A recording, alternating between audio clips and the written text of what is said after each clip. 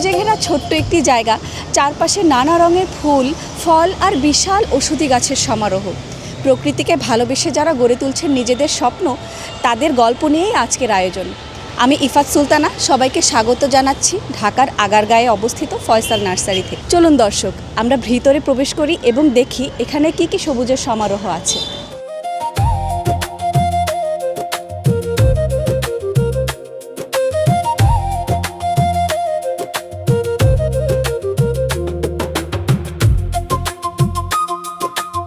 বর্তমানে বাংলাদেশে বৃক্ষরোপণ কর্মসূচি ও পরিবেশ সচেতনতার কারণে নার্সারি ব্যবসা নতুন সম্ভাবনার দ্বার খুলে দিয়েছে। অনেক তরুণ তরুণী ও উদ্যোক্তা আজ নার্সারি ব্যবসার মাধ্যমে স্বাবলম্বী হচ্ছেন, পাশাপাশি দেশের পরিবেশ রক্ষার্থেও রাখছেন গুরুত্বপূর্ণ ভূমিকা। এখন আমরা কথা বলবো এই ফয়সাল নার্সারির কর্ণধারের সাথে। শুরুতেই জানতে চাইবো আপনার পরিচয়। আমি ফয়সাল আহমেদ, বর্তমানে ফয়সাল নার্সারির পরিচালক হিসেবে আছি। কত বছর ধরে আপনি এই ব্যবসার সঙ্গে যুক্ত আছেন? এইটা ব্যবসাটা মূলত আমার বাবার। আমি হচ্ছে সেকেন্ড জেনারেশন। আমি প্রায় 8 বছর ধরে এই ব্যবসার সাথে জড়িত। এই ব্যবসাতে আসার পেছনে আপনি অনুপ্রেরণাটা কিভাবে পেলেন? এই ব্যবসাতে আসার পিছনে আসলে যেহেতু আমার জন্ম হয়েছে আসলে নার্সারিতে, জন্মের পর থেকে নার্সারি দেখছি, প্লাস আমি একসময় বিদেশ ছিলাম, দুবাই ছিলাম। তো সেখানে দেখতাম, আমি ফেসবুক যখন চালাতাম তখন দেখতাম মানুষের তখন বিভিন্ন ফেসবুক গ্রুপগুলোতে মানুষ গাছ নিয়ে অনেক ভালো ক্রেজ, বা দেখতাম মানুষ বিভিন্ন সেল পোস্ট দিচ্ছে, আমরা যেগুলো নার্সারিম্যানরা যেগুলো যেই দামে সেল করি তার থেকে অনেক হিউজ দামে। তো আমার চিন্তা হলো যে আমি বিদেশে আছি, দেখা যাচ্ছে এখন অনলাইন বিজনেসটা অনেক ডেভেলপ করেছে, যে অনলাইনের মাধ্যমে পুরো দেশে গাছগুলো ছড়িয়ে যাচ্ছে। তো চিন্তা করলাম সেখান থেকে বিদেশ ছেড়ে এসে আমি নার্সারি ব্যবসা শুরু করলাম। আসলে কি চ্যালেঞ্জের মুখোমুখি হতে হয়েছিল?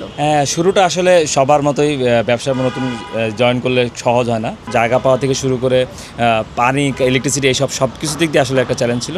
পরবর্তীতে ভালো স্টাফ, তারপরে এই ধরনের অনেক কিছু চড়াই উতরে পেরিয়ে আসলে এখন এই পজিশনে আমরা এসেছি। বিরল প্রজাতির কিছু গাছের মধ্যে ফয়সাল নার্সারিতে ইন্দোনেশিয়ার ম্যাঙ্গোস্টিন গাছটিও আছে। তো এই ব্যাপারে শুনবো ফয়সাল ভাইয়ের কাছ থেকে বিস্তারিত। ম্যাঙ্গোস্টিনটা হচ্ছে ফলের রানী বলা হয়, পুরো বিশ্বব্যাপী কিন্তু ব্যাপক চাহিদা রয়েছে। আমি আশাবাদী আমাদের দেশেও ম্যাঙ্গোস্টিন একসময় অনেক চাষাবাদ হবে, বিশেষ করে পাহাড়ি অঞ্চলে, যেখানে একটু স্যাঁতস্যাঁতে পরিবেশটা থাকে আর একটু হালকা ছায়াযুক্ত জায়গায়। এটা 2 থেকে 3 বছর রাখতে হয়, আর রোপণ করার 3 বছরের মধ্যে কিন্তু ফল চলে আসে। তো এটা মাটির পিএইচ 6.5 এই পর্যন্ত মাটির পিএইচটা এটা নিতে পারে। তো এরকম একটা জায়গা যদি ভালো মতো রোপণ করা যায়, আমার মনে হয় এটা নিয়ে বাংলাদেশে গবেষণা করা উচিত। এটার মতো উচ্চ ফলনশীল এবং উচ্চ ভ্যালু, মানে মার্কেট ভ্যালু অনেক বেশি, এই ধরনের চাষের ফল গাছগুলো চাষাবাদ বৃদ্ধি করা উচিত। কোন গাছগুলোর চাহিদা ক্রেতাদের কাছে সব থেকে বেশি? গাছের চাহিদাটা আসলে নির্ভর করে আমাদের দেশে, যেহেতু 6 ঋতুর দেশ, বিভিন্ন ঋতুতে মানুষের বিভিন্ন গাছের চাহিদা হয়। যেমন এখন হচ্ছে বর্ষাকালটায় মানুষ বনজ গাছ এবং ফলজ গাছ, এই গাছগুলোর প্রতি বেশি আকর্ষিত হয়। এই সময়টা মানুষ বিভিন্ন ধরনের, এই যে আমরা দেখতে পাচ্ছেন আমলকি গাছ, তো এরকম ফলসহ গাছগুলো দেখে মানুষ নতুন ফল গাছ সংগ্রহ করার আগ্রহ প্রকাশ করে। বর্ষাকালের সময়টাতে আপনাদের বিক্রিটা বেশি হয়? হ্যাঁ, বর্ষাকালের সময় ডেফিনেটলি বেশি হয়, যেহেতু আমাদের বনজ গাছ এবং ফলজ গাছের চাহিদাটা বেশি থাকে। আর শীতকালে হচ্ছে কি আমাদের ফুল গাছ প্রেমী যারা আছেন তারা ওইগুলো সংগ্রহ করেন। ব্যবসা থেকে এখন কেমন সাড়া পাচ্ছেন? আলহামদুলিল্লাহ, আমরা খুবই ভালো সাড়া পাচ্ছি। আমরা যেহেতু সারা দেশব্যাপী গাছ দিয়ে থাকি, ঢাকা শহরে অবস্থান করে আমরা সারা দেশের গাছের চাহিদা কিন্তু পূরণ করতে পারছি। আচ্ছা, আপনি বলছিলেন যে আপনাদের আরও একটা ব্রাঞ্চ আছে ঢাকাতেই। আমাদের ঢাকাতে আরও 2টি ব্রাঞ্চ আছে, সেখানে আমরা প্রোডাকশন করে থাকি। আর এই ব্রাঞ্চটিতে আমরা শুধু সেল করে থাকি, যেটা হচ্ছে সেল সেন্টার। আসলে মানুষের মধ্যে বৃক্ষরোপণের যে আগ্রহটা এখন কি বেড়েছে আগের তুলনায়? এটা দিন দিন বেড়ে চলেছে, বিকজ আমাদের দেশে এক সময় আমাদের ভালো জাতের চারাগুলো পাওয়া যেত না। বাট এখন আমরা যখন এই অনলাইন সেক্টরটা যখন ডেভেলপ হয়েছে, তখন আমরা যারা এই নার্সারি সেক্টরে কাজ করি, আমরা বিভিন্ন দেশের প্রোডাক্টগুলো দেখতে পাই। আমরা সেখান থেকে আমাদের দেশের উপযোগী চারাগুলো সংগ্রহ করে আনছি। মানুষ আগে আপেল গাছ রোপণ করলে আপেল হতো না, বিকজ আমাদের দেশে এরকম ভালো জাতটা আসতো না। এখন আমাদের দেশে প্রায় 10টি প্রজাতির আপেল আছে, যেগুলো আমাদের দেশেই ফল ধরে। তো এরকম আঙ্গুরের ক্ষেত্রে বিভিন্ন সেক্টরে মানুষ যখন বিভিন্ন ফলগুলো এখন হাতে নাগালে পাচ্ছে, বিশ্বমানের যে ফলগুলো বিদেশে যেগুলো পাওয়া যায়, সেগুলো এখন আমাদের দেশে এখন উৎপাদিত হচ্ছে। এই জন্য মানুষের এখন গাছের প্রতি আগ্রহটা আগের থেকে অনেক গুণ বেড়ে গেছে। না, এখানে দেখতে পাচ্ছি খুব আনকমন একটা ফল, যেটা প্রায় বিলুপ্ত প্রায় আমাদের দেশে, কাঠ লিচু বলে সম্ভবত, এটাও আপনার এখানে আছে। এটা হচ্ছে আপনার ধারণা ভুল, এটা কাঠ লিচুর বিদেশি ভার্সন, আমরা এটাকে বলে গিয়ে লঙ্গান। এটা হচ্ছে আপনি যদি থাইল্যান্ড বা চায়না বা যে কোনো দেশে, না এটা আমাদের দেশি ভার্সন না, এটা হচ্ছে বিদেশি ভার্সন। আমি একটি ফল আপনাদের ছিঁড়ে দেখাই। এটা লিচুর বিকল্প হিসেবে একটা র্যান্ডম একটা ফল নিলাম। এটা লিচুর বিকল্প হিসেবে কিন্তু খুব ভালো সাড়া ফেলেছে পুরো বিশ্বে, কিন্তু এটা জি, খুব জি, জি। জনপ্রিয় একটি ফল, লঙ্গান ফল। দেখায় ভিতরে প্রচণ্ড রসল এবং মাংস কিন্তু ভরপুর। এটা আপনারা বিদেশ থেকে চারা চারা সংগ্রহ করে এনে আমাদের দেশে উৎপাদন করছি। এগুলির কিন্তু আবার 15টা 20টা বা 40টা পর্যন্ত ভেরিয়েশন হয়ে থাকে। আপনারা কোনোটা উপরে কাঠ কালার পাবেন, কোনোটা বীজ বড় হয়, কোনোটা বীজ ছোট হয়। এটা কিন্তু বীজ দেখতে পাচ্ছেন অনেক ছোট এবং হ্যাঁ মাংস কিন্তু পরিমাণ বেশি। এটা খুবই রসল এবং মিষ্টি। হ্যাঁ, তো এগুলো কিন্তু এখন বাণিজ্যিক চাষ হচ্ছে, মানুষ ছাদ বাগানে শখে করছে, পারিবারিক চাহিদা পূরণ করছে ফলের। দর্শক, ফয়সাল নার্সারিতে অনেক বিলুপ্তপ্রায় ফলের গাছ দেখতে পাচ্ছি আমরা। এখানে যেমন আমরা দেখতে পারি যে খুদে জাম বলতে একটা ফল আছে, সেই গাছটার এখানে দেখা যাচ্ছে। এটা হচ্ছে আমরা বলি খুদে জাম। এটা বরিশাল অঞ্চলে খুব বেশি দেখা পাওয়া যেত একসময়, পাহাড়ি অঞ্চলেরও ফল। পাখিদের জন্য খুবই একটি মানে মজাদার ফল। এই ফলটি একসাথে অনেকগুলি খাওয়া যায়, একসাথে একদম জামের ছোট ভার্সন, অনেক ফল একসাথে ধরে। খুদে জামের পাশাপাশি দেখা যাচ্ছে আপনার এখানে প্যাশন ফ্রুট বা আনারকলি বলে এই ফলটাও আছে। হ্যাঁ, আমাদের কাছে আনারকলি আছে। আমরা সাধারণত যে প্যাশন ফ্রুট বা আনারকলি দেখতে পাই সবুজ কালার হয়ে থাকে, আমাদের কক্সবাজার গেলে যেটা দেখতে পাই এটা কিন্তু পার্পল কালার। এটা একটু বড় মনে হয়, এটা সাইজে আরও বড় ছিল। আমাদের ফলগুলো আসলে আমরা হারভেস্ট করে ফেলেছি, ফলের সাইজ বড় হয় এবং একাধিকবার ফল দেয়। এটাও বিদেশ থেকে আনা আমাদের ভালো একটি জাতের, মানে আমরা সঠিক জাতের এবং ভালো জাতের, যেটা আমাদের আবহাওয়া উপযোগী এবং অনেক বেশি ফল দিতে সক্ষম, এই ধরনের জাতগুলো সংগ্রহ করে থাকি। তার তো আঙ্গুরও দেখা হ্যাঁ, যাচ্ছে। এপাশে আঙ্গুর দেখা যাচ্ছে। এটা হচ্ছে দোবাস্কি পিঙ্ক আঙ্গুরও বেশ কিছু জাত, প্রায় 10-15টি জাত আমাদের দেশে খুব ফলন দিচ্ছে। হ্যাঁ, এটা ফল প্রায় শেষ, আবার নতুন ফল আসবে। এরকম ভ্যারাইটির অনেক ভ্যারাইটির আঙ্গুর আমাদের কাছে ছিল। আর এর পাশাপাশি সবচেয়ে পপুলার যেটা ছাদ বাগানের জন্য, এটা হচ্ছে আনার। দেখতে পাচ্ছেন একটি গাছে এনাফ পরিমাণ আনার ধরেছে। একটি ফ্যামিলির চাহিদা পূরণ করার জন্য কিন্তু এই একটি আনার গাছ যথেষ্ট। মানে এগুলোও জাতের উপরে ডিপেন্ড করে কোন জাতের আপনি রোপণ করছেন। দেশি ডালিমের বদলে যদি আপনারা ভালো জাতের একটি আনার রোপণ করেন, অনেক ভালো ফলন পাবেন। বর্তমানে ছাদ বাগানের পাশাপাশি অনেকেই গৃহসজ্জার জন্য গাছ ব্যবহার করছেন। তো এই বিষয়ে আপনার নার্সারিতে ব্যবসাটা আপনি কিভাবে কেমন সাড়া পাচ্ছেন আপনার ব্যবসায়িক দিক থেকে? হ্যাঁ, অবশ্যই খুব ভালো সাড়া পাচ্ছি এবং এই মানে ঘরে রাখার মতো গাছগুলো বেশি আধিক্য কিন্তু আমরা দেখতে পাই থাইল্যান্ডে বা চায়নায়, ওই সব জায়গায়। আমরা কিন্তু ওখান থেকেও গাছ বর্তমানে আনছি। আমাদের দেশে ঘরে রাখার গাছের এতটা চাহিদা বৃদ্ধি পেয়েছে আগের তুলনায় এখন, এই জন্য আমাদের এখন দেখা যাচ্ছে আমাদের দেশের গাছ উৎপাদিত চারার পাশাপাশি আমাদের বিদেশ থেকেও ইম্পোর্ট করতে হচ্ছে।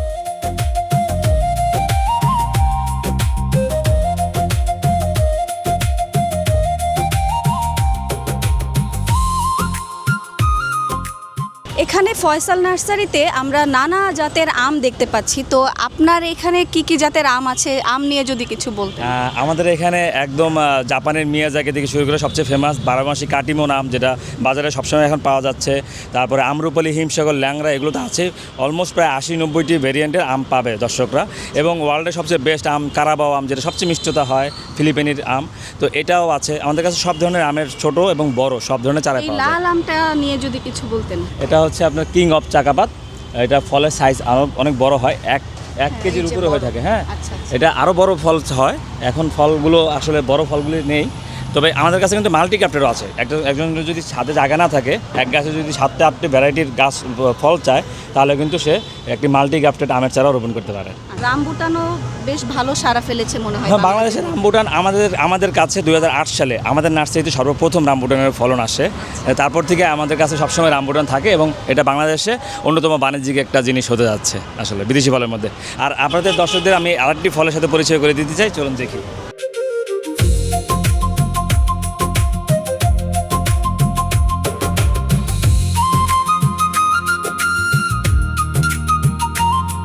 এটাই তাহলে সেই ফলটা। হ্যাঁ, এটা হচ্ছে সেই ফল। এটা হচ্ছে, এর নাম হচ্ছে অ্যাবিউ। হ্যাঁ, দেখতে এটা কোন পাচ্ছেন দেশের ফল? এটা আমাদের দেশে এসছে ইন্দোনেশিয়া থেকে। এটা মানে আমার মনে হয় সামনে ভবিষ্যতের একটি সম্ভাবনার একটি ফল। এটা আমরা আগামীতে বাজারে পেতে যাচ্ছি। আশা করছি এই বছরই আমরা কয়েকজন উদ্যোক্তাকে এই জিনিসটাকে বাণিজ্যিক চাষ করার উদ্বুদ্ধ করব। আচ্ছা, এটা কি আপনারাই কলম পদ্ধতি শুরু করবেন? না, এটা কলমের চারা প্রয়োজন হয় না। এটা যেহেতু একটি ডালে উৎপাদিত একটি ফল, তাই এর ডাল মজবুত না হলে কিন্তু ফল আসে না। আপনি কলমের চারা রোপণ করলেও খুব দ্রুত ফল আসবে না। এটা বীজের চারা রোপণ করলে 3 থেকে 4 বছরের মধ্যে ফল পাওয়া সম্ভব। আপনাদের দর্শকদের একটি ফল আমি কেটে দেখাই, কেন আমি বলেছি এটা বাণিজ্যিক করা সম্ভব। এটা ভেতরে 1টা বা 2টা বীজ হয়। হ্যাঁ, আর খেতে একদম তালে, দেখুন ভিতরে, হ্যাঁ একদম এই 2টি বীজ হয়েছে, ভিতরে কিন্তু একদম তালের শ্বাসের মতো এই অংশটা। এটা কি আমাদের দেশের গাব জাতীয় ফল? গাব বলা যাবে না, আবার ভিতরে কিন্তু শ্বাসটা কিন্তু একদম তালের মতো। হ্যাঁ, আপনি একটু খেয়ে দেখেন, এটা একটু খেয়ে দেখেন, তাহলে বুঝবেন কেমন লাগে। আপনি বলবেন দর্শকদের। পরিচিত একটা গন্ধ আসতেছে হ্যাঁ। কিন্তু গাব না, না, অন্যরকম একটা স্মেল। এটা হচ্ছে তালের মতো রসালো। হ্যাঁ, রসালো, একদম ক্রিম জেল, এটা জিনিসটা একদম জেলের মতো কিন্তু। হ্যাঁ, তো এই জিনিসটা একদম আবার আমাদের তালের মতো লাগে টেস্ট, কিন্তু অনেক মিষ্টি। এই বিচিটা রোপণ করলে এই মিষ্টি 3 মিষ্টি থেকে করলে 4 আবার চারা বছরের হবে, ফল 3 আসবে। বছরে 4 বছরে ফল চলে আসবে খুবই ইনশাআল্লাহ। ভালো।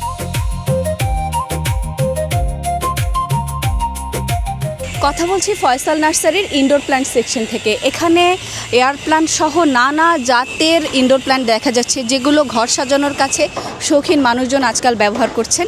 তো কথা বলবো আপনার এই ইনডোরের গাছগুলো সম্পর্কে। আমাদের এখানে হচ্ছে ইনডোর প্ল্যান্টের বেশিরভাগই হচ্ছে থাইল্যান্ড এবং চায়না থেকে ইম্পোর্টেড, আর কিছু আছে হলে গিয়ে ওখান থেকে ইম্পোর্ট করার পরে আমাদের তো উৎপাদিত চারা। তো দেখতে পাচ্ছেন এগুলো কিন্তু একসময়, এটা সিঙ্গোনিয়াম ব্রোঞ্জ, তো এটা একসময় থাইল্যান্ড থেকে আনা ছিল, সেখান থেকে আমরা উৎপাদিত চারা করছি। চারা করেছেন। জি, তো এরকম অনেক ভেরিয়েশন আছে, যেমন এটা হচ্ছে একটি কঙ্গো, এইটাও এরকম ইম্পোর্টেড চারা থেকে উৎপাদিত। তো এরকম বিভিন্ন ধরনের আপনারা দেখতে পাচ্ছেন সামনে এয়ার প্ল্যান্ট, বিভিন্ন কালারের এয়ার প্ল্যান্ট। পানি ছাড়া হয় হ্যাঁ, যে গাছটা, এটা আমরা পানিও জানি। লাগে না, কোনো মিডিয়াও লাগে না, মাটিও লাগে না। সো এটা জাস্ট হ্যাঙ্গিং করে রাখবেন আপনার ঘরে বা বারান্দায়, যে কোনো জায়গায়, ইটস ওকে। জাস্ট সপ্তাহে একবার দুবার পানি স্প্রে করে দিবেন এর ভেতরে। এখানে আমাদের কিছু লোকাল যারা প্রোডাক্ট নিতে চায় তাদের জন্য অল্প কিছু কালেকশন যদি আমাদের কাছে আছে, এখানে হচ্ছে স্পাইডার রয়েছে, এটা ঘরে রাখলে অনেক বেশি অক্সিজেন পাওয়া যায়। রয়েছে ক্যালাথিয়া, অ্যালোকেশিয়া, আর অনেক ভেরিয়েন্টের আসলে গাছ রয়েছে ইনডোর প্ল্যান্টের মধ্যে। এই ধরনের গাছগুলো কিন্তু আপনার সচরাচর কোনো নার্সারিতে পাবেন না। তো দেখতে পাচ্ছেন, এই যে ভ্রুমিলি আমার পার্সোনাল অনেক ফেভারিট জিনিস। এটা কালারিং দেখতে পাচ্ছেন, এটা আপনার বারান্দায় বা হলে গিয়ে একদম বাসার সামনে ল্যান্ডস্কেপ করতে পারেন। এটা কিন্তু খুবই একটা কালারফুল, আর এর কিন্তু কালারের ভেরিয়েশনের অভাব নেই। অনেক variation হ্যাঁ, আছে। এর পাশে কিন্তু পাশাপাশি এর কিন্তু ফুলও আসে। এই মনস্টেরার মধ্যে প্রায় 7-8টি ভেরিয়েশন আসে আমাদের কাছে। এটা তো ভেরিগেটেড মনস্টেরা। হ্যাঁ হ্যাঁ হ্যাঁ, এটা হচ্ছে মনস্টেরা ভেরিগেটেড। ঘর সাজানোর জন্য তো অনেকেই এই মনস্টেরাটা আজকাল নিয়ে থাকে। হ্যাঁ, এটা যারা শৌখিন ঘর সাজার মানুষজন। শৌখিন মানুষজনের জন্য মনস্টেরাটা খুবই পছন্দের একটি গাছ। এছাড়া ফিলোডেন্ড্রন আছে, আরও অনেক ধরনের গাছ আসলে আমাদের কাছে পাওয়া যায়। এই ধরনের গাছগুলো আমাদের এইগুলো যা আছে, এগুলো আসলে অনেক এক্সপেন্সিভ হয়ে থাকে। মানুষ আসলে অনেকে যারা নতুন বাগানে আছে তাদের কোনো আইডিয়াই থাকে না। যেমন এটা হচ্ছে বিরকিনের একটা ভেরিয়েশন, পিঙ্ক কালারের। হ্যাঁ, পরিবেশ রক্ষায় নার্সারির ভূমিকা বর্তমানে কেমন বলে আপনার মনে হয়? আচ্ছা, পরিবেশের যে মেইন উপাদান সেটা হচ্ছে গাছ, আর গাছ যারা উৎপাদন করে সেটা হচ্ছে নার্সারি। তো নার্সারি ছাড়া যেমন গাছ হবে না, গাছ ছাড়া যেমন পরিবেশ রক্ষা হবে না। এই নার্সারির সেক্টরটা আরও ডেভেলপ হওয়া উচিত। বিশেষ করে নার্সারির সবচেয়ে বড় যে সমস্যাটা সেটা হচ্ছে জায়গার অভাব। আমার মনে হয় গভর্নমেন্টের এদিকে নজর দেওয়া উচিত। নার্সারি সেক্টরের জন্য স্পেশালভাবে প্রত্যেকটা উপজেলায় বা হলে গিয়ে জেলা পর্যায়ে একটি নির্দিষ্ট স্থান সিলেক্ট করা উচিত নার্সারির জন্য। যদি নার্সারি থাকে তাহলে সেই এলাকায় গাছ থাকবে, যদি নার্সারি না থাকে সেই এলাকায় গাছ কিন্তু অতটা ডেভেলপ হয় না। আর সরকারি বৃক্ষরোপণ কর্মসূচিটা এই খাতে কতটা প্রভাব ফেলেছে? সরকারি বৃক্ষরোপণ কর্মসূচিকে আমরা অবশ্যই সাধুবাদ জানাই, তবে আমার মনে হয় এই কর্মসূচিটা আরও একটু লেন্দি করা প্রয়োজন। যেমন এখন আমাদের সরকারি বৃক্ষরোপণ কর্মসূচি 5 জুন থেকে শুরু হয়, আমার মনে হয় সেটা মে থেকে শুরু করে আমরা জুলাই আগস্ট পর্যন্ত করতে পারি। পুরোটা বর্ষাকাল জুড়েই একদম করা যায়। কিন্তু ভবিষ্যতে আপনার এই নার্সারি ব্যবসাটা নিয়ে আপনার পরিকল্পনা কি? আমার নার্সারি ব্যবসা নিয়ে পরিকল্পনা যে আমরা দেশের গণ্ডি পেরিয়ে বিদেশেও ছড়িয়ে যেতে চাই। আমাদের দেশে এখন যে পরিমাণ মানে জাতের আছে অ্যাভেলেবেল, সেই জাতগুলো আরও আমাদের ওয়ার্ল্ড ওয়াইড, এটা আমাদের নার্সারি হাব হতে পারে।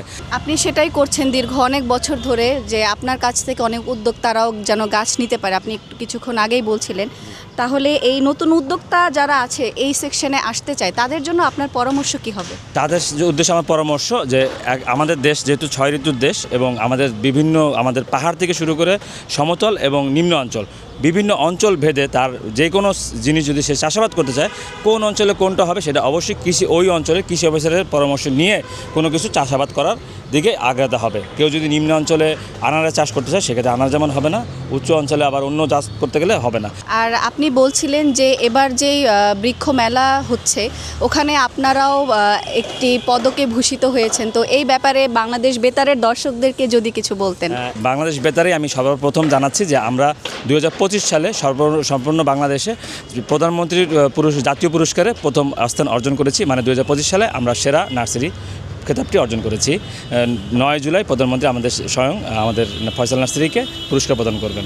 অনেক অভিনন্দন আপনার এই অর্জনের জন্য, এবং অনেক উদ্যোক্তা যারা এই নার্সারি ব্যবসার সঙ্গে যুক্ত হতে চাচ্ছেন তাদের জন্য এটি একটি অনুপ্রেরণার বিষয় হবে বলে আমরা আশা করছি।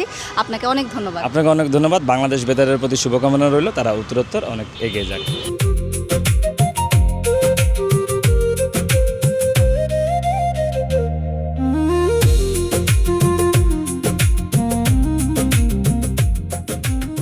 দর্শকবৃন্দ, কথা বলছি হর্টিকালচার সেন্টার ফলবিথি আসাদ গেট থেকে।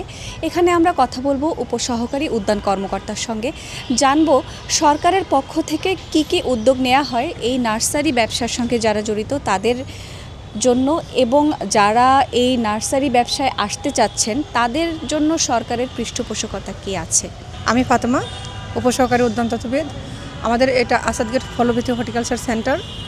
এটা হচ্ছে আমাদের হর্টিকালচার উইংয়ের, মানে কৃষি সম্প্রসারণ অধিদপ্তরের হর্টিকালচার উইংয়ের হচ্ছে একটা অংশ। তো আমাদের এখানে মূলত হচ্ছে ফল আর সবজি, ফুল এগুলো হচ্ছে চারা উৎপন্ন করা এবং হচ্ছে খুব একদম নিম্নমূল্যে হচ্ছে জনগণের কাছে সরবরাহ করা। হ্যাঁ, এখানে তো সাধারণ মানুষজন আসছে, আর পাশাপাশি যারা নার্সারি ব্যবসার সঙ্গে সংযুক্ত আছেন তাদের জন্য আপনাদের পক্ষ থেকে কি কোনো আলাদা উদ্যোগ থাকে? আসলে এরকম তেমন আমাদের মূলত উদ্যোগ নেই, কিন্তু কোনো উদ্যোক্তা যদি এসে আমাদেরকে বলে যে হ্যাঁ আমি একটা নার্সারি করতে চাই, তাহলে আমরা সবাই হচ্ছে হাতে কলমে, প্লাস হচ্ছে আমাদের এখানে যেহেতু মাঠে যারা কাজ করে শ্রমিকরা, তারা তো হাতে কলমে সবগুলো কাজ করতেছে। উদ্যোক্তাকে আমরা সার্বিক সহযোগিতা করব যে কিভাবে একটা নার্সারি গঠন করতে পারে, বা কিভাবে চারা তৈরি, কিভাবে কাটিং করা, কলম করা, এগুলো কিভাবে করে, এগুলো আমরা তাকে সার্বিক ধারণাটা দিতে পারবো। ওইভাবে আনুষ্ঠানিকভাবে আমরা এই সেন্টার থেকে, এই সেন্টার না, কোনো হর্টিকালচার সেন্টার থেকে হচ্ছে আনুষ্ঠানিকভাবে কাউকে হচ্ছে করে ট্রেনিং দেওয়া হচ্ছে না। কিন্তু কেউ যদি নিজের উদ্যোগে এসে যদি বলে যে হ্যাঁ আপা আমি একটা নার্সারি করতে চাই, কিভাবে করলে ভালো হয়, তখন আমরা তাকে সার্বিক সহযোগিতা করতে পারি।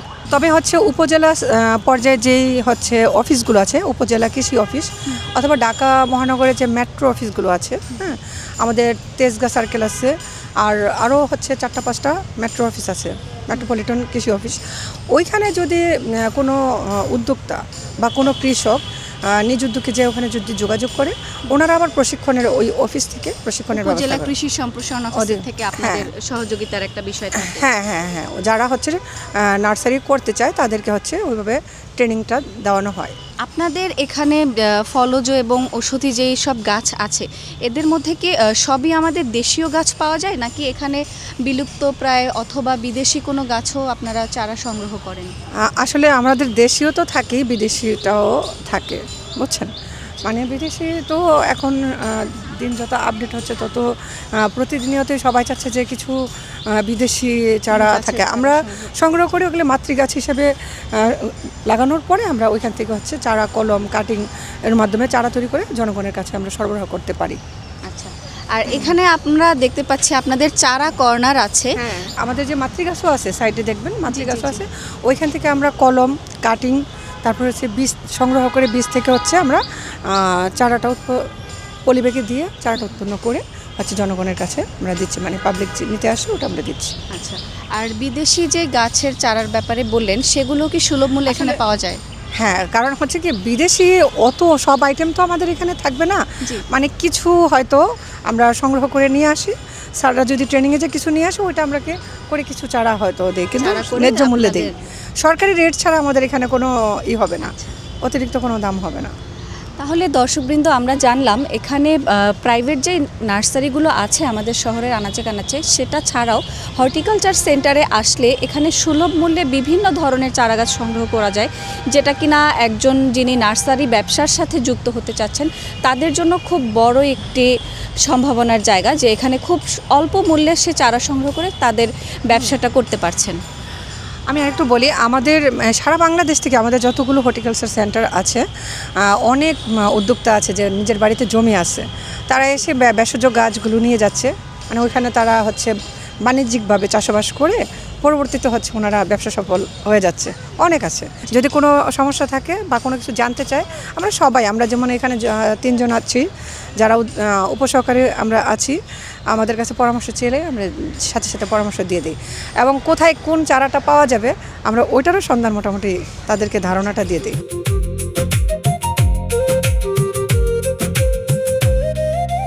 দর্শকবৃন্দ, এখন খুব সমাদৃত হচ্ছে একটা মেডিসিনাল প্লান্ট যেটাকে বলে রোজেলা। যে রোজেলা থেকে এখন রোজেলা টি উৎপন্ন হয় এবং শরীরের জন্য খুবই ভালো একটা উপাদান এটা। তো এখানে আমরা হর্টিকালচার সেন্টারে দেখতে পাচ্ছি রোজেলার একটা সেকশন আছে। এটা হচ্ছে সেই রোজেলা গাছ। আপা, আপনার কাছে এটার বিস্তারিত জানতে চাইবো। হ্যাঁ, এটা হচ্ছে এটা আমরা রোজেলা ট্রি যে Tea পান হয়, করি হ্যাঁ। ইদানিং যে খুব ফেসবুকে খুব চলছে মানে, জি, জি। কিন্তু এটার অরিজিনাল নাম হচ্ছে চুকুর। আচ্ছা। মানে আমরা যে ছোটবেলা গ্রামগঞ্জে সবসময় চুকুর পাতাম, জি। টক লাল রান্না- রঙের যে হ্যাঁ, ফলটা হ্যাঁ। হয়, এখন তো অনেকে বাণিজ্যিকভাবে এটা শুরু হ্যাঁ, করছে। বাণিজ্যিকভাবে অনেকে যাদের অনেক ল্যান্ড আছে তারা হচ্ছে বাণিজ্যিকভাবে করতেছেন। আর যারা হচ্ছে স্বল্প পরিসরে যে একটা পরিবারের লোক হচ্ছে রোজেলা টি খাবে, তো ওইভাবে হচ্ছে ছাদে 4-5টা রাখলেই যথেষ্ট। দর্শকবৃন্দ, এখানে দেখতে পাচ্ছি বিভিন্ন জাতের আমের বীজ থেকে চারা তৈরি করা হয়েছে। তো এই ব্যাপারে জানতে চাইবো। এটা হচ্ছে আমাদের ওই যে আটিগুলো ফেলে চারা করেছি, এখান থেকে আমরা চারাগুলো নিয়ে হচ্ছে পলি করব, তারপর হচ্ছে আমরা গ্রাফটিং করব। দর্শকবৃন্দ, এখানে দেখতে পাচ্ছি 12 মাসি কাঁঠালের মাতৃগাছ আছে। এখান থেকে আমরা এই গাছের চারা কিভাবে পেতে পারি? আমাদের এখানে মাতৃগাছের জন্য যে 12 মাসি কাঁঠালের চারাগুলো লাগানো হয়েছে, এই চারাগুলো থেকে আমরা গুটি কলম করব। এটা গুটি কলম করার সময় আছে। আচ্ছা। আমরা এর আগে গুটি কলম করেছিলাম, কিন্তু এত পরিমাণে চাহিদা ছিল মানে আমরা নিজেরা চারা পাচ্ছিলাম না। যাই হোক, আমরা এই চারাগুলো থেকে এই মাতৃগাছগুলো থেকে আমরা গুটি কলম করে পরে হচ্ছে বাজারজাত করা। হ্যাঁ, কাস্টমারের কাছে পৌঁছে দিতে পারি।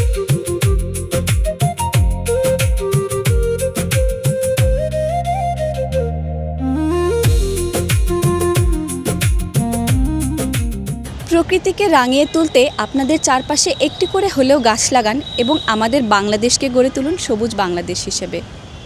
আজকের মতো এখানেই শেষ করছি। বিদায় নিচ্ছি এই সবুজের সমারোহ থেকে। সবাই ভালো থাকবেন, সুস্থ থাকবেন এবং আপনাদের চারপাশ রাঙিয়ে তুলুন সবুজের সমারোহ দিয়ে।